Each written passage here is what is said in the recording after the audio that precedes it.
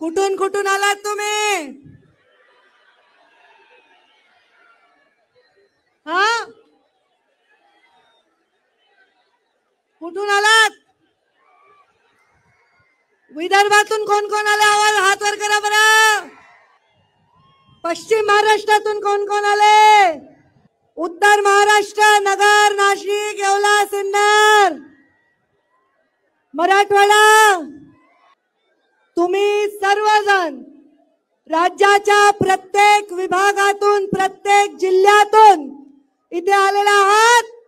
या दसऱ्याच्या माझा दसरा माझी परंपरा या कार्यक्रमामध्ये भगवान बाबांच्या पवित्र साक्षीने छत्रपती शिवरायातील महाराष्ट्राच्या या स्वाभिमानी जनतेचा मी नतमस्तक होऊन स्वागत करते आणि तुम्हाला विजयादशमीच्या हार्दिक हार्दिक शुभेच्छा देते.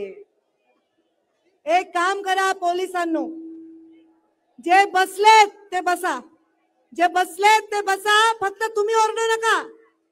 जे उभे आहेत त्यांना बसू द्या. इकडं बसा, या बसा बसा. बसलेले उठू नका, बसलेले उठू नका, शपथ आहे माझी. बसलेले उठू नका, शपथ आहे माझी. फक्त उभे आहेत तेवढे बसा. स्पीकर पाडू नका. बस बस.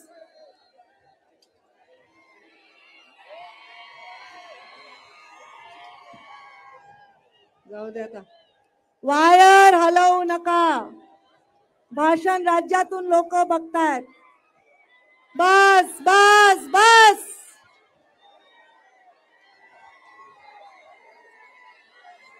भगवान बाबा की आवाज पूर्ण देशात पोचला पाहिजे.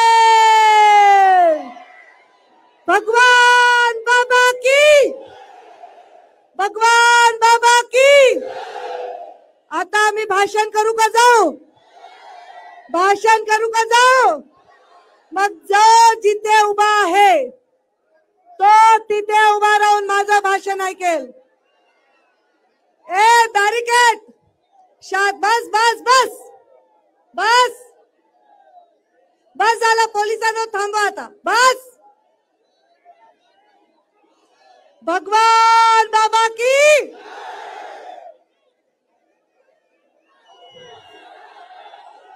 माझं इथे छत्रपती शिवरायांच्या महाराष्ट्रामध्ये स्वागत जे केलं ते सकल मराठा समाजाच्या लोकांनी देखील, सर्व जाती धर्माच्या लोकांनी स्वागत केलं. धनगर समाजाच्या, माळी समाजाच्या, मुस्लिम बांधवांनी देखील माझं स्वागत केलं. ऊस तोडणाऱ्या गरीब मजुरांच्या प्रतिनिधींनी देखील माझं स्वागत केलं. हे स्वागत मला तेवढंच मोलाचं आहे जेवढं तुमच्या सर्वांनी उन्हात तान्हात येऊन, एवढ्या कष्टाने इथे येऊन माझ्या या सीमोल्लंघनाला, गर्दीचं सीमोल्लंघन केलं, त्याच्याबद्दल मी तुमचे नतमस्तक होऊन आभार मानते. बरं आता मला सांगा बरं, का आलात तुम्ही? का आलात? मला कुठलं पद मिळालंय म्हणून आलात का? मला कुठली खुर्ची मिळाली म्हणून आलात का? माझ्यासाठी आलात का? भगवान बाबासाठी आलात का? का मी असं तुम्हाला काय दिले? तुम्ही भाषा, एक मिनिट ऐका. तुमच्या घोषणा बंद, घोषणा बंद. हाताची घडी. तुला कळलं नाही का घोषणा बंद म्हणलेलं?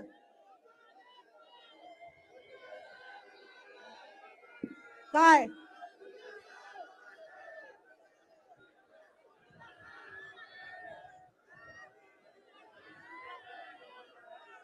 माझी जेव्हा शिवशक्ती परिक्रमा होणार होती, तुम्ही माझे माणसं आहेत का शत्रू आहेत? माझे माझे माणसं आहेत का? नाही, मला वाटत नाही. नाही नाही नाही नाही, तुम्ही माझे माणसं असू शकत नाही. मी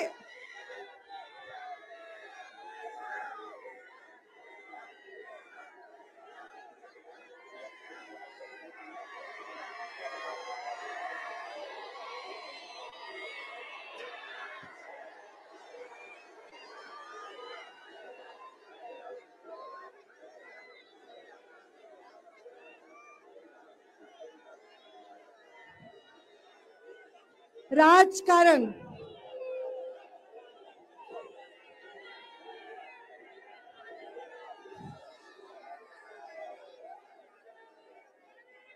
राजकारण मी करावं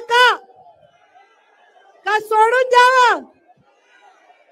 हा, मग जर तुम्ही माझ्यावर प्रेम करणारे असताल तर खाली बसा, हाताची घडी तोंड बंद करा आणि जो घोषणा देईल तो आपला माणूस नाहीये, त्याला बाजूचे नंतर बघून घ्या. काय लावलंय मग? आवाज बंद करा. ए खाली बस, खाली बस. शिवशक्ती परिक्रमा जेव्हा मी केली, मला वाटलं नव्हतं महाराष्ट्राच्या कानाकोपऱ्यात एवढं भव्य प्रेम हे मला मिळेल. मला असं वाटलं त्यावेळी की लोक स्वागत करतील, भव्य करतील, पण त्या भव्यतेला दिव्यतेकडे नेण्याचं काम महाराष्ट्रातल्या माझ्यावर आणि मुंडे साहेबांवर प्रेम करणाऱ्या लोकांनी केलेलं आहे. मुंडे साहेब एक वाक्य नेहमी म्हणायचे, मी माझ्या कातड्याचे जोडे जरी केले तरी तुमचे उपकार मी कधीच फेडू शकणार नाही. माझ्या कारखान्यावर रेड झाली तेव्हा 2 दिवसात 11 कोटी रुपयाचे चेक तुम्ही जमा केले. तुम्हाला बसायला द्यायला माझ्याकडे साधं सतरंजी सुद्धा इथं अंतरता येत नाही. तुम्हाला मला काही खाऊ घालता येत नाही. तुम्ही उन्हात बसलात म्हणून स्टेजवरच्यांना पण उन्हात ठेवलंय, मी सुद्धा उन्हात आहे. कारण माझा माणूस उन्हात असेल तर सत्तेच्या खुर्चीवर सावलीमध्ये बसणाऱ्याचं रक्त गोपीनाथ मुंडेचं असूच शकत नाही. एक वेळ मला देऊ नका, पण माझ्या माणसाला तुम्ही दूर ठेवू शकत नाही या सगळ्या सत्तेपासून, त्यांच्या हक्कापासून. ज्याला ज्याला पद दिली असतील ते माझ्या मेळाव्यापासून दूर जाऊ शकतील, पण ही जनता कधीच माझ्या मेळाव्यापासून दूर जाऊ शकत. न जाने कैसे परखता है मुझे मेरा ऊपर वाला, न जाने कैसे मुझे परखता है मेरा ऊपर वाला. इम्तिहान भी सख्त लेता है पर हारने नहीं देता, पर हारने नहीं देता. हारने का मतलब, गिरने का मतलब नजरों से गिरना है, कुर्सी से गिरना नहीं है. माझ्या आयुष्यामध्ये मी एखादी निवडणूक जरी हरले असेल, जरी पडले असेल, पण तुमच्या नजरेतून पडले का कधी? तुम्हाला लाज वाटेल, तुम्हाला अपमान वाटेल असं कृत्य मी कधी केलं नाही, म्हणून या डोंगर कपारीत तुम्ही एवढ्या उन्हात अनात येऊन बसता. इथे आलेला एका जातीचा माणूस नाही, इथे धनगर समाजाचे माणसं आलेत का नाही? इथे माळी समाजाचे लोक आलेत का नाही? मराठा समाजाचे तरुण बांधव आलेत का नाही? या ठिकाणी मुस्लिम समाजाचे लोक देखील मोठ्या संख्येने आलेले आहेत. आलेले आहेत का नाही? मग हे तुम्ही का आलात? देशामध्ये सगळं आलबेल म्हणून आलात? आहे का शेतकरी सुखी? सांगा मला. ए ड्रोन बंद करा. ए ललित, ये ड्रोन बंद करो, ये ड्रोन उड़ाना बंद करो. नीचे ले लो ड्रोन, बंद करो ये ड्रोन. इथे शेती करणारे किती लोक आहेत? शेतकरी आनंदात आहेत का तुम्ही? का बरं? विमा मिळाला का? अनुदान? शेतमजूर किती आहेत? या तू जातोय शेतमजुरीला? गॉगल काढ आधी. इथे शेतमजुरी करणारे लोक आहे का? तुम्हाला शेतात काम आहे का शेतकऱ्याकडे तुम्हाला द्यायला दाम? ही परिस्थिती आहे. ऊसतोड कामगार आहेत, आले का? ऊस तोडणार का तुम्ही? आता आम्हाला पैसा वाढवून दिला पाहिजे का नाही? त्याच्याशिवाय ऊस तोडायला हा मजूर जाणार नाही. त्यांच्या कष्टाचं चीज झाल्याशिवाय, आता त्यांना न्याय दिल्याशिवाय आम्ही गप्प बसणार नाही. तिथं माता भगिनी आहेत, कुणाला ऐकू येणार रे बाबा? ऐकू येई ना? आता कुणी कापली माझी वायर? आता काय? हॅलो हॅलो हॅलो हॅलो, ऐकू आलं का? हे ऐकू आलं का? तुम्ही का पारे? त्यांना ऐकू आलं का? वायर कोणी तोडली रे माझी? ते चालू आहे का?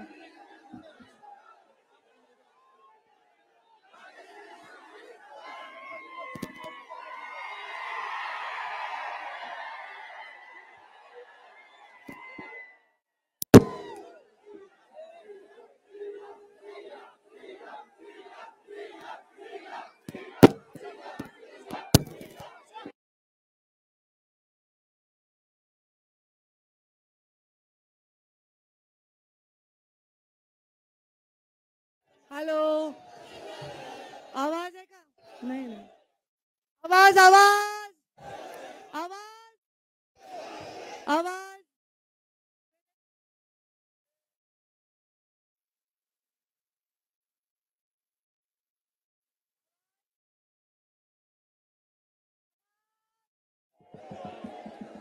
आवाज आवाज, काय प्रॉब्लेम आहे? आवाज आवाज आवाज आवाज यायला का? आवाज कुणाचा? आवाज मी तुमच्यापर्यंत पोहोचायले का? माझा आवाज यायला का? तिकडं कोण दाबला रे माझा आवाज? कोण घुसला माझ्या मेळाव्यात?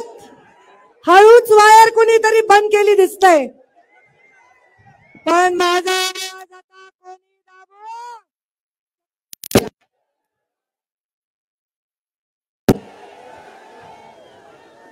माझा आवाज आता कोण? हे तुम्ही वळवळ करू नका रे, कोणी दाबू शकणार? पण तुम्ही गप्प बसलात तर मागच्याला ऐकू दे. तू गप रे संतोष, बस खाली. गरज नाही रे, आवाज यायला रे. तुम्ही बसा रे, तुम्ही वळवळ करून मला डोकं उठवून बसा खाली.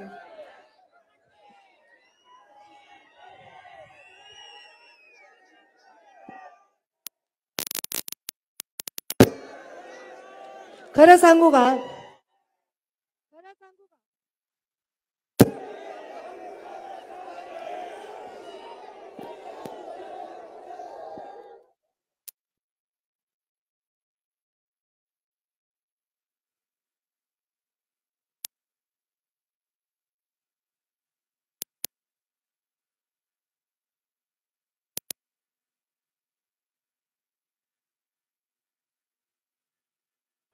हॅलो हॅलो हॅलो,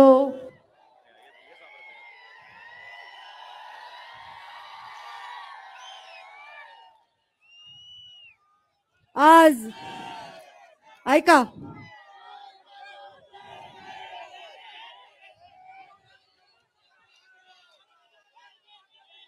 मला अरे बंद कर ना बाबा.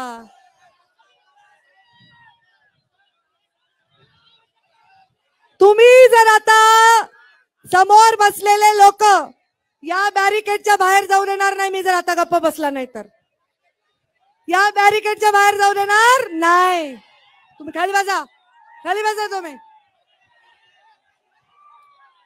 आज महाराष्ट्रामध्ये एवढे गंभीर प्रश्न आहेत. मराठा आरक्षणाचा प्रश्न एवढा गंभीर होत असताना, ओबीसीच्या मनामध्ये अनेक प्रश्न असताना, या सरकारकडनं, या लोकांकडनं, नेत्यांकडनं समाजाची खूप अपेक्षा आहे. आणि अपेक्षाचा भंगाचं दुःख आता कोणताही समाज पूर्णपणे सहन करण्यासाठी त्याची शक्ती संपलेली आहे. शिव आणि शक्तीची परिक्रमा करण्यासाठी जेव्हा मी महाराष्ट्रात गेले, खरं तर मला कुठलं पद मिळालं नव्हतं. साधी ग्रामपंचायतची सदस्य देखील मी नव्हते. पण जेसीबीनी फुलं माझ्या अंगावर टाकून टाकून लोकांनी मला स्वागत केलं. मला कळलं नाही की मी असं त्यांना काय दिलंय, असं काय माझ्याकडे जे मी त्यांना देऊ शकते. पण मला लक्षात आलंय, मी तुम्हाला देऊ शकते तो म्हणजे फक्त आणि फक्त स्वाभिमान. मुंडे साहेब रानात या कष्ट करणाऱ्या लोकांबरोबर काम करत असताना कधी स्वप्नात देखील वाटलं नव्हतं की राज्याचे उपमुख्यमंत्री होतील. कधी स्वप्नात देखील वाटलं नव्हतं की या देशाचे ग्रामीण विकास मंत्री होतील. पण तरीही मुंडे साहेब तो प्रवास त्यांनी निश्चित केला. त्यांनी कष्ट केले. आणि हे कष्ट करत असताना मला राजकारणात आलं तेव्हा मला एकच सांगितलं, पंकजा तुझ्या पदरामध्ये, पंकजा तुझ्या पदरामध्ये मी जनता टाकतोय, यांची काळजी घे. ज्या दिवशी तुम्ही 11 कोटी जमवत होतात ना, तुम्ही गावोगावातून पैसे जमा करत होतात ना, त्या दिवशी माझ्या मुलांनी, तो शिकायला बाहेर आहे, त्यांनी मला फोन केला आणि त्यांनी मला सांगितलं की मम्मी हे एवढे पैसे यांनी जमा केलेत, मम्मी तू ते पैसे घेणार आहेस का? मी म्हणलं मी हे पैसे घेणार नाही, पण तेवढ्या लोकांचे आशीर्वाद मात्र मी घेतल्याशिवाय राहणार नाही. भगवान बाबांच्या साक्षीने मी तुम्हाला सांगते की मी माझ्या मुलाला त्या दिवशी एक वाक्य म्हणले की मला इतके दिवस वाटत होतं की माझं लेकरू, माझा मुलगा, एकच मुलगा, त्याचा माझ्यावर हक्क आहे, माझ्या 2 बहिणींचा, माझ्या कुटुंबाचा माझ्यावर हक्क आहे. पण ज्या दिवशी तुम्ही माझ्यासाठी हे पाऊल उचललं, मी माझ्या मुलाला सांगितलं, बेटा तुझ्या आधी हे लोक माझ्याकडे, जेवढा तू माझी जबाबदारी आहेस त्याहून काकणभर जास्त हे माझी जबाबदारी आहे. आणि जेवढं प्रेम माझ्यावर तू आई म्हणून करतो त्याच्यापेक्षा जास्त प्रेम हे लोक माझ्यावर करतात. का बरं तुम्ही माझ्यावर एवढं प्रेम करता? काय केलंय मी असं? शेवटचं पद सांगा मला, मिळालेलं शेवटचं पद कोणतं मंत्रीपद होतं माझ्याकडे? ग्रामीण विकास. तुमच्या गावागावात ग्रामपंचायतचे कार्यालय दिले का नाही? गावागावापर्यंत मुख्यमंत्री ग्राम सडक योजना केली की नाही? जलसंधारणातून बंधारे केले की नाही? गावागावात काम करताना तुम्हाला जपला झिजवावं लागलं का? बोलावून प्रत्येक कर्डिले साहेब इथे आहेत, हे नाशिकवरनं सांगळे धात्रक सगळे आलेले आहेत. कर्डिले साहेबांच्या तालुक्यामध्ये गावागावात मी बोलवायचं, या कर्डिले साहेब, कंदाडे साहेब आलेत, रत्नाकर गुट्टे आले, सुरेश धस आहेत, मोनिका ताई. तुमचा मतदारसंघ तर मी वेगळा मानतच नाही, माझाच मानते. म्हणजे माझा जेवढं मी परळीसाठी केलं तेवढंच मी पाथर्डीसाठी केलं. मेघना तुम्ही नवीन सत्तेतले आमदार झाल्यामुळे मला तुमचं करता आलं नाही. बुलढाणा कायंदे आलेत, मांटे आलेत.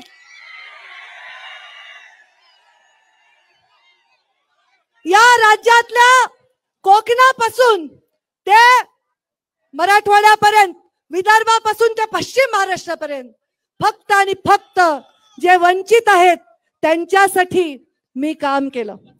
कोणत्या गावात माझा कार्यकर्ता आहे, कोणत्या गावात, तुम्ही गप्प बसे, डिस्टर्ब करू नको, कोणत्या गावात माझा कार्यकर्ता आहे मी पाहिलं नाही.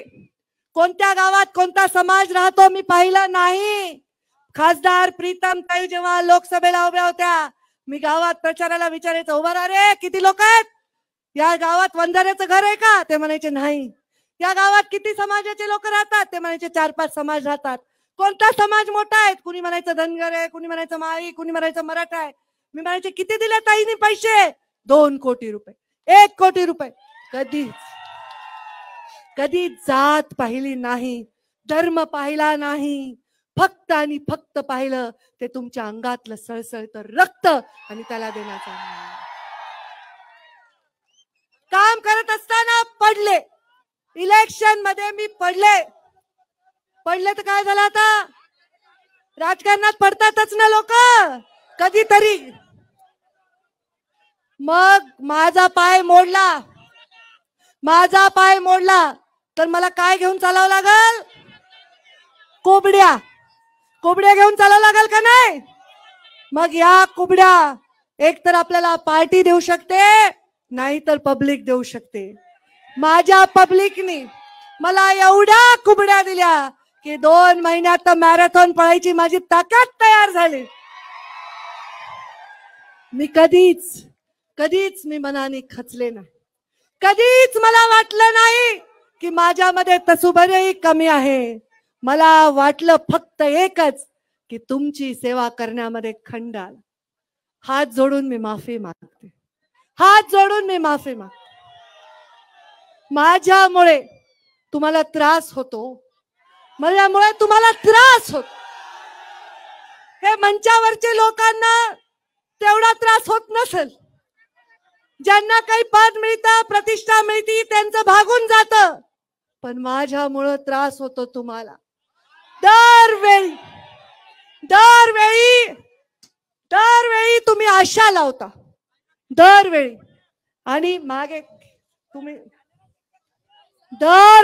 आशा लावता. दरवेळी तुम्हाला वाटतं आमची ताई अमुक, आमची ताई तमुक. पण आता काही नका, सगळेच म्हणतात हे उठतात, तुम्ही बसा ना, मी काही कर. आणि दरवेळी तुमचा अपेक्षा भंग होतो. माझ्यामुळे तुम्हाला त्रास होतो. मी हात जोडून तुमची क्षमा. मी जेव्हा 2 महिन्याची रजा घेतली, माझ्या आयुष्यात मला फक्त आणि फक्त माझ्यामध्ये नीतिमत्ता आहे. माझ्यामध्ये दुसरं काही नाही. गोपीनाथ मुंडेची लेक म्हणून असलेली हिम्मत आणि माझ्या लोकांवर असलेला विश्वास. मग मी रोज आरोप, कोणी म्हणतं ताई या पक्षात चालल्या, कोणी म्हणतं ताई त्या पक्षात चालल्या, कोणी म्हणतं आम्हाला असं कळलंय, कोणी म्हणतं आम्हाला तसं कळलंय. पंकजा मुंडेची निष्ठा एवढी लेची पेची नाही. पद देऊन तुम्हाला ती मिळवता आली नाही. पद न देता सुद्धा निष्ठा काय असते ते या लोकांना विचारा. यांच्या मनावर 1000 आघात झाले, 10 वेळा यांचं स्वप्न तुटलं, तरी यांच्या डोळ्यात एक नवीन स्वप्न परत जन्म घेत आहे. पडले तर पडले, कोण पडत नाही? अरे ब्रह्मा विष्णू महेश सुद्धा आपल्या युद्धांमध्ये हरलेत. भैरवानी तर ब्रह्माचं एक शिर सुद्धा छेदून टाकलेलं आहे. शिवाला सुद्धा हनुमानासमोर युद्ध करताना नतमस्तक व्हावं लागलंय. विष्णूला सुद्धा अनेक संकटांना सामोरं जावं लागलंय. जर या त्रिदेवांना सुद्धा संकट आहे, देवीला सुद्धा लाखो असुरांबरोबर युद्ध करावं लागतं, तर युद्धाला आपण का तयार नाही राहणार? हार ती नाही जी तुम्ही स्वतःच्या हृदयात परत करता.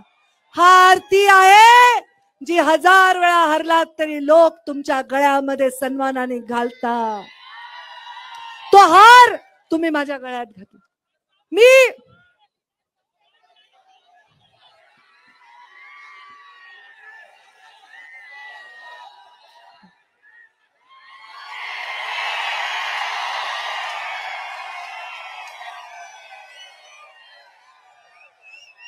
हे लेकरं काय म्हणायलेत, मीडियाला कळू द्या, मीडियाला कळू द्या. हे लेकरं म्हणायलेत भगवान बाबांनी आपल्यावर सावली धरली आहे. ऊन आपल्याला आता नाही, आता आपल्याला त्रास देणाऱ्याचं घर उन्हात बांधू. आता माझे माणसं उन्हामध्ये राहणार नाहीत. आता माझे माणसं संयम दाखवणार नाहीत. आता माझ्या माणसं हे भगवान शिवाचं रूप आहे. शिवशंकर खूप भोळा आहे, पण त्याला सुद्धा तिसरा डोळा आहे. सकाळी परमपूज्य मोहनजी भागवत यांचा दसरा मेळावा झाला. त्यांनी सांगितलं की नीतिमत्ता बाजूला ठेवून राजकारण करणं हे देशाच्या हिताचं नाही. त्यामुळे हे पहा, वाघाला आणि सिंहाला, वाघ आणि सिंह मिळून बनतं एक प्राणी, त्याला काय म्हणतात, लायगर. म्हणजे बरोबर आहे का यशोदाई? वाघ आणि सिंहाचा मिळून बछडा तयार करता येतो, पण बकरीचा आणि सिंहाचा बछडा तयार करता येतो का? त्याचमुळे निसर्गाचे काही नियम आहेत.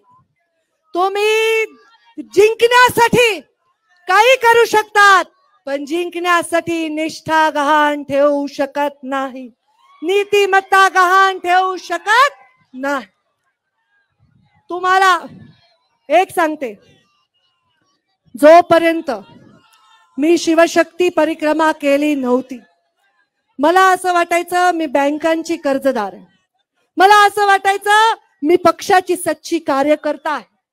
पण ज्या दिवशी मी शिवशक्ती परिक्रमा केली त्यानंतर मला जो साक्षात्कार झाला ईश्वरी शक्तीचा आशीर्वादाबरोबर लोकांच्या मनातल्या भावनांचा, त्यानंतर माझ्या कारखान्याच्या प्रश्नामध्ये तो प्रश्न जणू तुमचा आहे असं समजून तुम्ही जे 11 कोटी रुपये जमा केले, त्या दिवशी माझ्या लक्षात आलं की मी त्यांची कर्जदारच नाही, मी कर्जदार आहे तुमची. माझ्यावर मालकी आहे तुमची. त्यामुळे आता माझी नीतिमत्ता, माझी निष्ठा, माझा कष्ट, माझं सर्वस्व हे तुमचं आहे, तुमचं. त्यामुळे ज्या ठिकाणी तुमचं बल आहे त्याच ठिकाणी पंकजा मुंडे नतमस्तक होईल, त्याच्याशिवाय. 5 वर्ष झाले 2014च्या 19च्या पराभवानंतर. या 5 वर्षामध्ये मी खूप जीव लावला. मध्य प्रदेशमध्ये मरमर काम केलं, परळी मतदारसंघात काम केलं, दुसऱ्या मतदारसंघाच्या लोकांच्या गाठी बिठी घेतल्या. भगवान बाबांचा इतिहास आपल्या सगळ्यांना माहिती आहे. भगवान बाबांना सुद्धा दुसरा गड बनवावा लागलाय, तसंच आपण सुद्धा भगवान गडावरून भगवान भक्ती गडाकडे आलो. श्रीकृष्णाला सुद्धा मथुरा सोडावी लागली आहे, द्वारकाचं वसावं लागलंय. तसंच आता आपल्याला सुद्धा परिस्थिती निर्माण झाली. लोकांच्या मनामध्ये काहूर आहे, लोकांच्या मनामध्ये प्रश्न, आणि या प्रश्नाचं उत्तर मी गेले काही दिवस झाले शोधते. तुमच्या मनातलं उत्तर मला माहित आहे. तुम्ही खालून ते ओरडताय ते मी ऐकायले, पण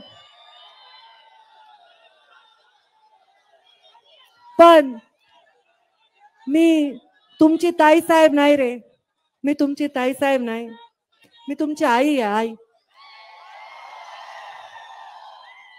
आणि खरं सांगू का, बाप असतो ना, कर्ज झालं, दुःख झालं, व्यसन लागलं म्हणून झाडाला लटकून आत्महत्या करतो रे.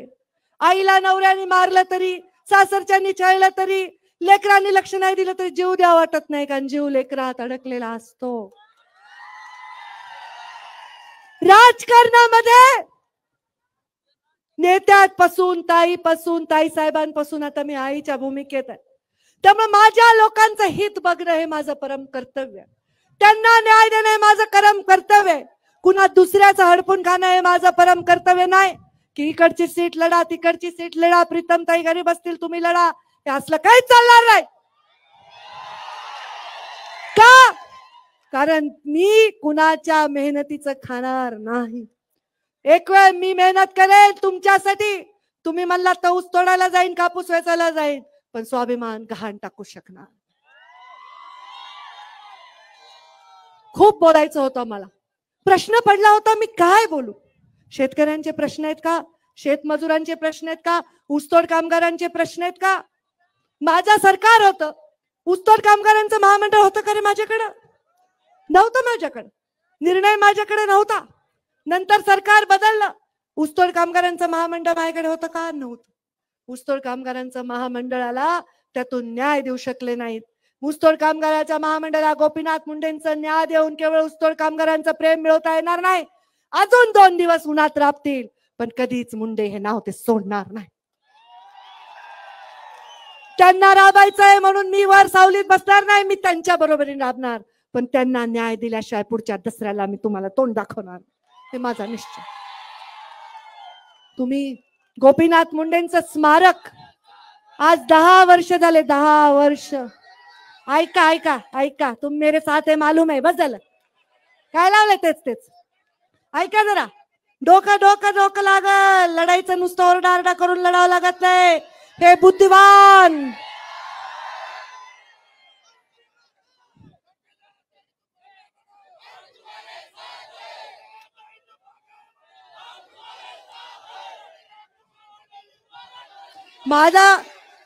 मला घोषणा देणारा जे पकडले जातात त्यांचं मी बिलकुल नंतर वाट लावत असते.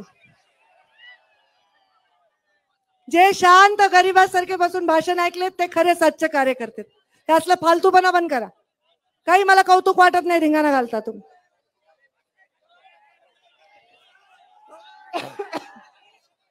तुम्ही माझ्या बरोबरच आहे, मी तुमच्या बरोबरच आहे. कुणाच्या तरी गौऱ्या आधी जाणार आहेत, पण आपण एकमेकांना सोडणार नाही. म्हणून मी तुमच्या भावना माझ्या मनामध्ये साठवून, माझा अपमान तुमचा अपमान आहे, तुमचा असहाय्यता माझी असहाय्यता, माझा दुःख तुमचा दुःख आहे, तुमच्या मनातला जो आक्रोश आहे तो माझा आक्रोश आहे. हे सगळं लक्षात घेऊन तुम्हाला हवे असं राजकारण करण्यासाठी मी कटिबद्ध आहे. मी सांगितलं की आता मी माझ्या मालकीची नाही, मी तुमची सेवक आहे. जर आमच्या देशामध्ये समाज सेवा करणाऱ्याचं मोठं नाव असतं. ज्या खुर्चीवर फक्त मुंडे साहेब 4-4.5 वर्ष होते, पण आज मृत्यूनंतर 10 वर्ष देखील मुंडे साहेब आहेत प्रत्येक गावागावात. मुंडे साहेबांचा गोपीनाथगड मी 3 महिन्यात बनवला, 3 महिन्यात. पण अजून मुंडे साहेबांचं स्मारक होऊ शकलेलं नाही सरकारतर्फे, अजून नाही. आता नका बनवू, आता बनवू नकाच. आता जर काही बनवायचं असेल तर माझ्या शेतकऱ्याला आत्महत्येपासून दूर जाणारा काहीतरी असं जादूची कांडी बन. आता काही बनवायचं असेल तर माझ्या ऊस तोडणाऱ्याला त्या कोयत्यापासून दूर जाऊन शिक्षण आणि पोषणाचा अधिकार मिळवून देणारा असं काहीतरी बनवा. आता बनवायचंच असेल तर या राज्यामध्ये चाललेल्या या धर्माच्या आणि जातीच्या भिंती या पाडा, हेच मुंडे साहेबांचं स्मारक आहे. प्रत्येक माणसाच्या मनामध्ये स्वाभिमान, गरीब फटक्या माणसाच्या मनामध्ये आशा, आकांक्षा, ऊर्जा जर असेल तर तेच खरं त्यांच्या हृदयातलं मुंडे साहेबांचं स्मारक आहे. आज कुणी बघायला ड्रग्सच चालली बातमी, किती दिवस झाले कुठेतरी ऐकायला ना तुम्ही टीव्हीवर. आता हे ड्रग कुणी आणलं, कोणी घेतलं, कोणाच्या मुलांनी घेतलं, कुणाच्या काळात आलं असं म्हणण्याला काही अर्थ नाही. जेव्हा मुंडे साहेबांनी अंडरवर्ल्डशी सामना केला होता, पोलिसांना सांगितलं होतं गोली का जवाब गोली से दो. माझा पोलीस मरणार नाही. कारण जर अंडरवर्ल्डचे लोक पोलिसांना गोळ्या घालत असतील तर पोलीस सुद्धा त्यांना गोळ्या घालू शकतात. हे धारिष्ट मुंडे साहेबांनी दाखवलं. तेव्हा मुंडे साहेब म्हणायचे की एक काळ असा येणार आहे, एक काळ असा येणार आहे जेव्हा आपल्याला अस्त्रांची, शस्त्रांची, बॉम्ब गोळ्यांची गरज लागणार नाही. एक काळ असा येणार आहे तर आपली युवा पिढी बर्बाद करण्यासाठी व्यसनांची व्यवस्था केली जाईल, व्यसनांची. तुम्ही मागच्या वेळी मी तुम्हाला सांगितलं होतं तंबाखू सोडा. किती लोकांनी सोडली, धरली मला माहित नाही. हात वर केला. खोटं बोललात तर बघा फटके खाता, दातावरून दिसतंय मला. कारण तुम्ही व्यसनाधीन झालात तर तुम्हाला कोणतीच ताई वाचवू शकत नाही. आता हे ड्रग्सचं जे व्यसन आहे, हे व्यसन तरुण पिढीला खाऊन टाकतंय. कोणी असो त्याला जबाबदार, त्याला बेड्या ठोका आणि या तरुणाईला ह्याच्यापासून वाचवा, ही परिस्थिती आहे. जर हे मुंबई पुण्यापासून आता छोट्या छोट्या गावात चाललं असेल तर अत्यंत गंभीर परिस्थिती आहे. या शेतकऱ्यांना न्याय देणार महिलांना सन्मान देणारं या राज्यातला आता जो आतंक जाती जातीमध्ये पसरलाय याला विराम देऊन प्रत्येकाला कुशीत घेऊन कुरवाळणाऱ्या नेतृत्वाची या राज्याला गरज. जातीपातीच्या राजकारणाच्या भिंती तोडून कुठेतरी काय भ्रष्टाचार मुक्त झाला का हो देश? भ्रष्टाचारातून वाचलो का आपण? तुमच्या मताला किंमत आहे का? तुम्ही कुणाला मत देताल आणि सरकार कुणाचं येतील ह्याच्यावर तुमचा कुणाचाच आता बस नाही. कुठेतरी एक स्थिरता ही राज्याला हवी आहे. ह्या स्थिरतेसाठी मी प्रयत्न करणार. कारण आज माझ्यासाठी नाही, मला कुठे बसायचंय म्हणून नाही, पण तुम्हाला कुठे ठेवायचंय, तुम्हाला कुठे बसवायचंय, तुमच्यासाठी जे गोपीनाथ मुंडेंनी स्वप्न पाहिले ते पूर्ण करायचे, त्याच्यासाठी मी आता मैदानात उतरणार आहे. पडले ते झालं, आता पाडणार आहे, पाडणार.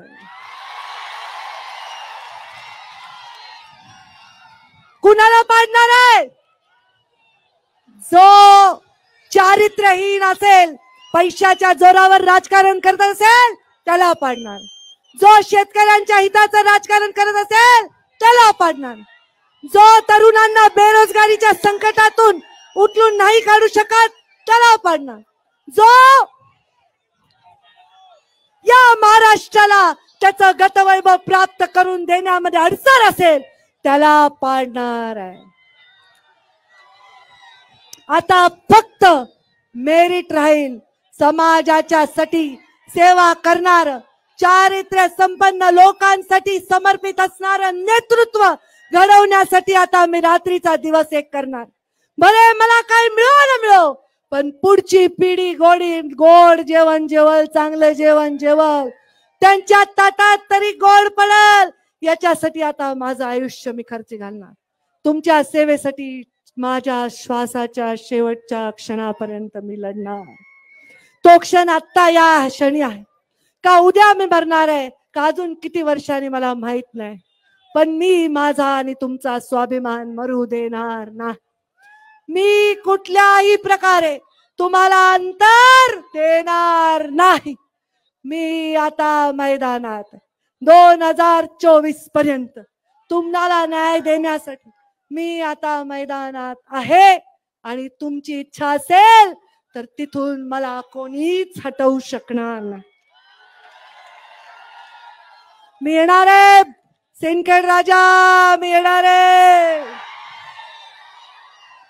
शिवशक्ती नगर जिल्हा मी येणार आहे. जळगाव मी येणार आहे. नाशिक, सिन्नर, येवला मी येणार आहे. शिवशक्ती परिक्रमेच्या माध्यमातून मी जिथे जिथे गेले तिथे मी नाही जाऊ शकले तिथे आता येणार आहे. जिजाऊंचं दर्शन घ्यायला मी बुलढाण्याला येणार आहे. आता मी घरी बसणार नाही. तुम्हाला मी मैदानात दिसेन. त्या मैदानात कोण असणार हाचा निर्णय तुम्ही घेणार आहात. तुम्ही माझा हा मेळावा तुम्ही यशस्वी करता. माझा सर्वस्व मी तुम्हाला गहाण टाकलंय. आता तुम्हाला शेवटचं जाता जाता सांगेन, मी थकणार नाही, मी रुकणार नाही, मी कुणासमोर कधी झुकणार नाही, मी उठणार नाही, मी मातणार नाही, मी घेतला वसा कधीही टाकणार नाही. माझ्या येणाऱ्या प्रवासाच्या प्रतीक्षेमध्ये तुम्ही आहात की नाही? मग आपल्या हाताच्या मुठी वळा. या प्रवासाचे साक्षीदार बनण्याचा शब्द घ्या आणि एक घोषणा माझ्या सोबत द्या. अमर है, अमर है.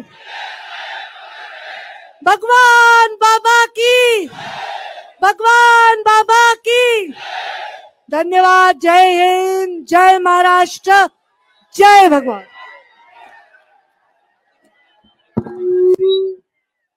हॅलो, सगळ्यांना विनंती आहे, शांततेत आपण या ठिकाणावरून जायचंय. आपल्या सगळ्यांचे आभार. ताईसाहेबांच्या वतीनं व्यक्त केल्या जात आहेत आणि स्टेजवर पाठीमागच्या बाजूला गर्दी करू नका. शांततेत सर्वजण या ठिकाणी जा.